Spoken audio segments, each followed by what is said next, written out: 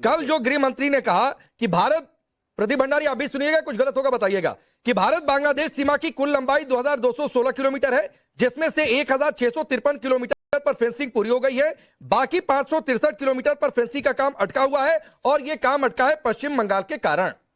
तो सर ये मत कहिए कि यह सदन में उठा नहीं है, फिर तो वही बात है कि हर कोई छुट्टी पर न चला जाए, और कम से कम इतने गंभीर और सेंसिटिव मसले के चलते। बोलिए अब।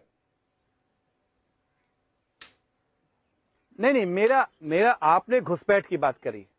अब मैं ये कह रहा हूं कि जो देश की सरहद का इशू है, क्या ये केंद्र और राज्य का विषय नहीं है? क्या ये सिर्फ राज्य का विषय है? और देश के मामले में क्या दोनों लोगों में बात नहीं हो सकती?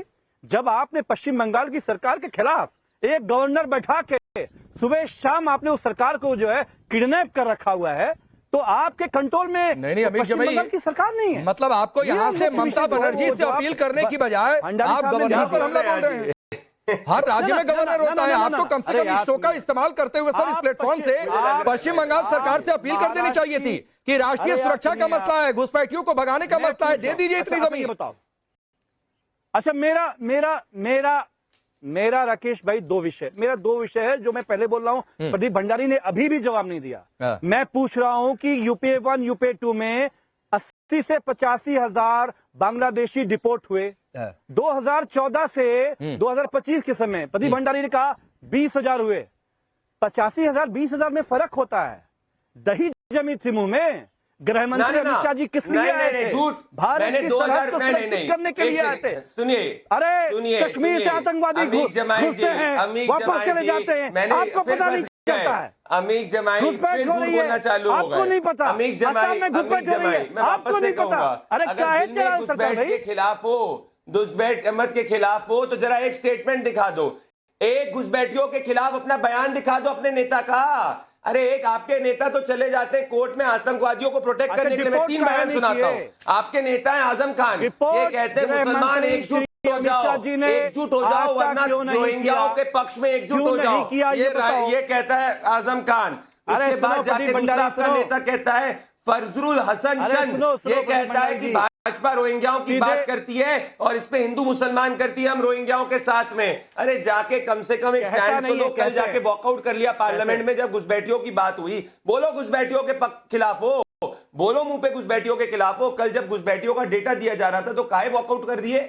और आप तो विपक्ष में हो, मैं तो मानता हूं जब से ये लोग विपक्ष के अंदर आए, जहां जहां इनकी सरकार है वहां जाके इन लोगों ने ज्यादा से ज्यादा घुसपैठ को बढ़ाया है। महाराष्ट्र से घुसपैठियों को हटाया जा रहा है, असम से घुसपैठियों को हटाया जा रहा है, उत्तर प्रदेश से हटाया जाएगा, बंगाल से घुसपैठियों को संरक्षण देते। मैं आगे बढ़ता हूं प्रदीप भंडारी, मैं आगे बढ़ता हूं। सवाल का एक राउंड और है अमीक जमई, और वो राउंड ये है कि ठीक है आपको लगता है कि इस प्रोसेस में कुछ खामियां हैं तो आप उन पर रोशनी डालिए, टॉर्च से रोशनी डालिए, लेकिन उसी टॉर्च से खोजे जा रहे हैं घुसपैठिए, तो इस पर भी सियासत हो रही है। कहा यह जा रहा है कि साहब बार बार एनआरसी का नाम की लोगों की भावनाएं बढ़ के खास वर्ग जो है उसको उकसाने की बातचीत हो रही है। फिर यह भी कहा जा रहा है कि नहीं साहब ये तो अभी दलित को टारगेट हो रहा है, ये तो मुसलमान टारगेट हो रहा है। अच्छा, अखिलेश यादव ये भी कहते सुनेंगे कि नहीं अभी तो दलित मुसलमान मतलब अभी तो ये टारगेट कर रहे हैं, आगे ये पीडीए वालों को टारगेट करेंगे। तो ये सब लग रहा है कि आपके कहने के पीछे मंशा क्या है? देखिए, आप 30 सेकंड मुझे दीजिए।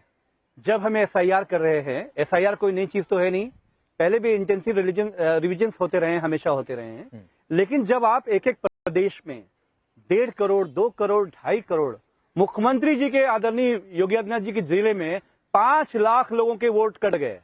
5 लाख सब रोहिंग्या है, घुसपैठियां हैं, अरे गरीब लोग हैं, किसान लोग हैं, मजदूर हैं, माइग्रेंट है, मुंबई में काम कर रहे हैं, दिल्ली में काम कर रहे हैं, कलकत्ता में काम कर रहे हैं, उनको समय मिलना चाहिए, आपने समय नहीं दिया।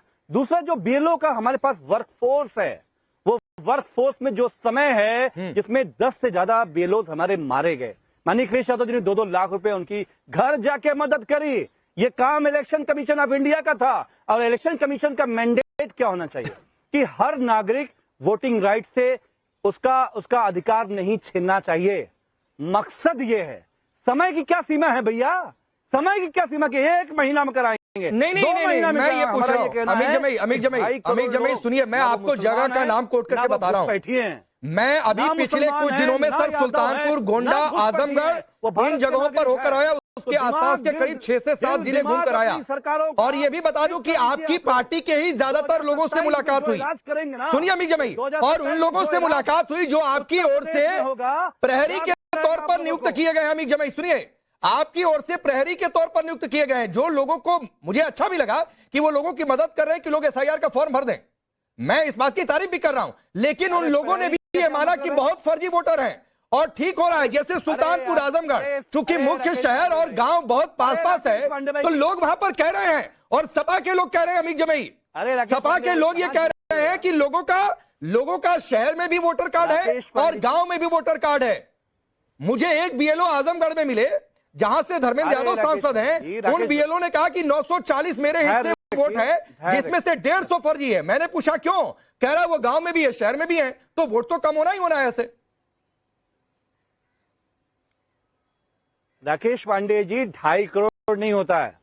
अभी हमारे मुरादाबाद में ठाकुरद्वारा के विधायक हैं श्री नवाबजान जी, उन्होंने बताया कि उनके क्षेत्र में 20,000 वोट वो सारे माइग्रेंट वर्कर जो अरब वर्ल्ड में काम कर रहे हैं, मजदूरी करते हैं, मेहनत करते हैं, पैसा कमा के भारत को बेचते हैं, करेंसी आती है हमारे पास, उनके बारे में डीएम से बात किया गया। एमएलए और मेंबर ऑफ पार्लियामेंट, डीएम समझिए नए राजे रजवाड़े हैं उत्तर प्रदेश में। विपक्ष के एमएलए एमपी का कोई बात चलता नहीं है। ये प्रहरी क्या होता है? प्रहरी तो हमारी अपनी ताकत है कि हमने काउंटर चेक करने के लिए कि हम वहां पर लड़ेंगे, लेकिन डीएम तो एक एडमिनिस्ट्रेटिव पोस्ट है ना, उसका काम है इलेक्शन कमीशन के काम को लागू कराना। लेकिन जो मेरे विधायक ने बताया समाजवादी पार्टी के श्री नवाबजान साहब ने कि 20,000 लोग अगर एक विधानसभा में कट जाएंगे, यही तो मकसद है ना। मैपिंग करके हर विधानसभा में 20,000 से 50,000 वोट काट दो, ताकि आपका जीतने का रास्ता 2027 में तो वोट तो कम होंगे। अब आप ये चाहते हैं कि वो फर्जी वोटर अगर बने रहे, तो प्रदीप भंडारी इसका क्या किया जाए, बताइए।